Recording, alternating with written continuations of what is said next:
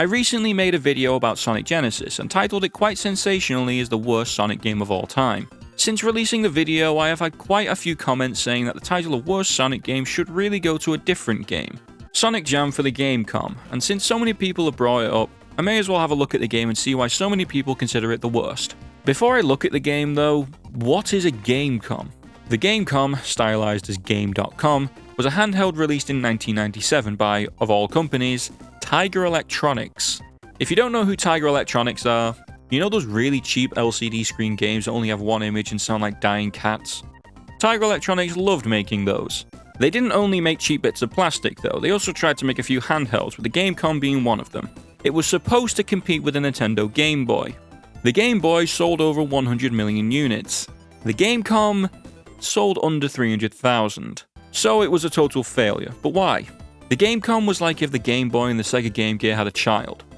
But then that child was hit by a bus as soon as it came out the womb. In all fairness, it did have some features ahead of its time, like a touchscreen and some access to the internet, hence the Game.com name.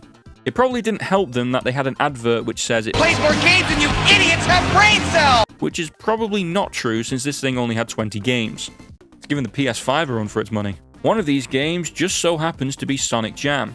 First off, this is not a port of the Sega Saturn Sonic Jam. The Gamecom was not capable of doing that, so it's better to treat this as a different game that has the same name.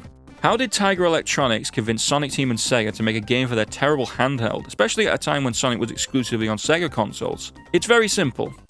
They didn't. Tiger just licensed Sonic from Sega and made their own game for their system. This entire game was developed by Tiger Electronics. Let's see what it's like, I guess. Sonic Jam contains 3 options when you start the game: Sonic 2, Sonic 3, and Sonic & Knuckles. 2 questions. Where is Sonic 1, and why is Sonic 3 the first game that pops up and not Sonic 2? This menu may trick you into thinking this game has full versions of these games, but it doesn't. There are only 3 zones: Emerald Hill for Sonic 2, Angel Island for Sonic 3, and Mushroom Hill for Sonic & Knuckles.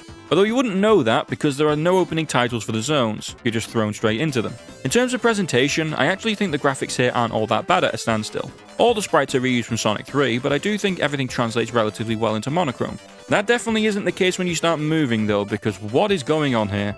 I can practically hear the console crying for help trying to run this game. There is just so much wrong here. It's like a drunk person's view of a Sonic game. Everything here feels so choppy and unnatural, and that's not exclusive to the presentation. The control here is awkward. It feels like it takes forever for you to reach max speed, and this spin dash ain't no dash I've ever seen. It's more like a meander, and no, rolling down hills isn't a reliable way to gain speed. However, if you stay out of your ball, you can actually reach some high speeds in this game. This screen, however, will try its best to make sure you're not moving faster than walking speed.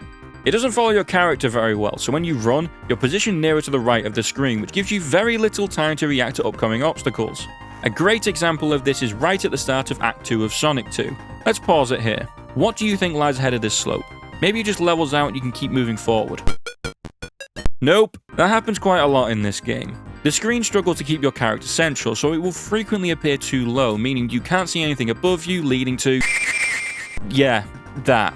I didn't think the screen crunch could get worse than Sonic Genesis, but look at this. Where am I supposed to go? I can't go right, it's blocked off, so I'm just left bouncing on this spring.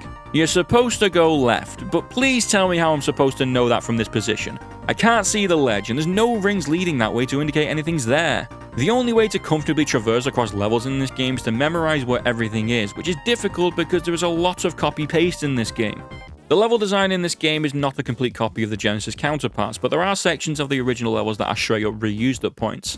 I don't mind them doing that. Sonic Pocket Adventure did something similar, and I quite liked that game when I played it. The problem is that the structure here is much worse. Despite what some sources on the internet say, each zone has 4 acts. These acts are made up of the same 3 or 4 bits of level geometry that they reuse constantly. If you feel like you've already been through a part of a level before, it's because you went through it 30 seconds ago, as well as in the previous act. It just leads to all the acts feeling the same. Not only does this game copy and paste from the classic games, but it also copy and paste from itself. Truly genius level design. Do you know another problem with this game? Jumping. This is one of the worst jumps I've ever seen in any platformer. It's so rigid and slow. It's basically impossible to jump over things at a standstill, and it makes no sense at times. The momentum is incredibly unnatural and unpredictable. Much like Sonic Genesis now that I think about it. These control issues extend to all the playable characters, because yes, there are multiple characters in this game, which is at least something that this game can offer. We have Sonic, Tails, and Knuckles. Despite taking a lot from Sonic 3, Sonic can't perform the Insta-Shield, and bafflingly, Knuckles is unable to glide or climb. This essentially makes Knuckles Red Sonic in this game, and honestly, what's the point? At least Tails can fly, and if you ever want to play this game, for some reason, pick Tails. He's by far the easiest to use since you can fly over everything without having to deal with the awkward control. It also kind of breaks the game a bit, which is always fun. It's incredibly difficult to play as Sonic and Knuckles because they're so unsatisfying to control. Even simple inclines like this one can be annoying to get past. This game doesn't only have levels though, there's also a few bosses, all of which are taken straight from their classic counterparts. Sonic 2 has 3 bosses, Sonic 3 has 2, and Sonic and Knuckles has 3. They're all pathetically easy because they move so slowly between attacks, which means you can most likely take them all out before they can do anything. You can also find some special stages by finding giant rings across the levels, much like Sonic 3 and Knuckles. Piece of advice, don't bother. It may be blue spheres, or in this case black spheres, but you move so fast in these stages it's genuinely difficult to know what's happening. I couldn't even get close to beating one of these abominations. You might be wondering what you get after beating all the action bosses of a zone. Well, you get a screen that says what score you've got, and that's it. There's no real achievement here. They want you to repeatedly play the game to try and beat your high score, and that's fine and all, but they probably should have made the game good for me to want to keep playing. As I said earlier, the control is awful and the level design leaves a lot to be desired, but the cherry on top of the pile of crap is the many glitches and inconsistent programming that is littered across the stages. For instance, sometimes you can touch the side of spikes, and sometimes you can't.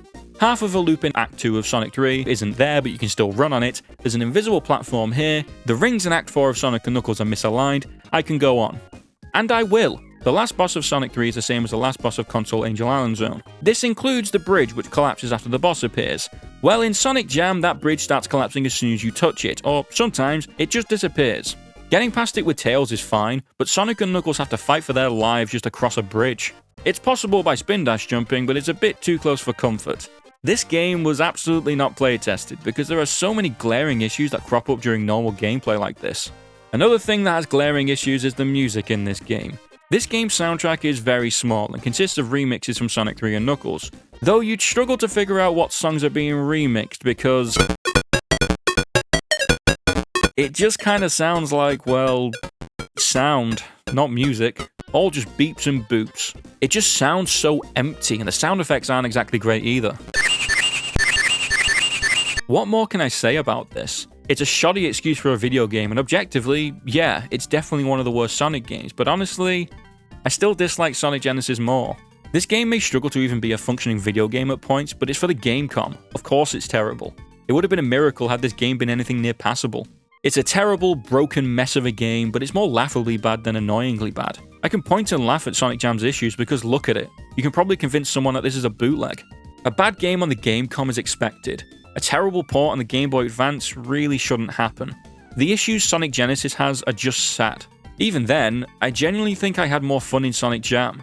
I probably sound completely mad, but I found trying to keep the pace going in this game quite satisfying at points. It's incredibly difficult to do because of how broken the game is, and it certainly isn't good, but it's a better flow than Sonic Genesis can ever have. That is not me saying Sonic Jam isn't a terrible game, it obviously is, but I don't think it's the worst Sonic game of all time. In my opinion, to earn that title, you have to be more than just a bad game. You have to represent something that would genuinely annoy me. Sonic Jam is harmlessly bad, while Sonic Genesis isn't. I hope you all enjoyed this video. Here's some other videos I've done if you want to watch them. Have a fantastic day everyone, and see ya.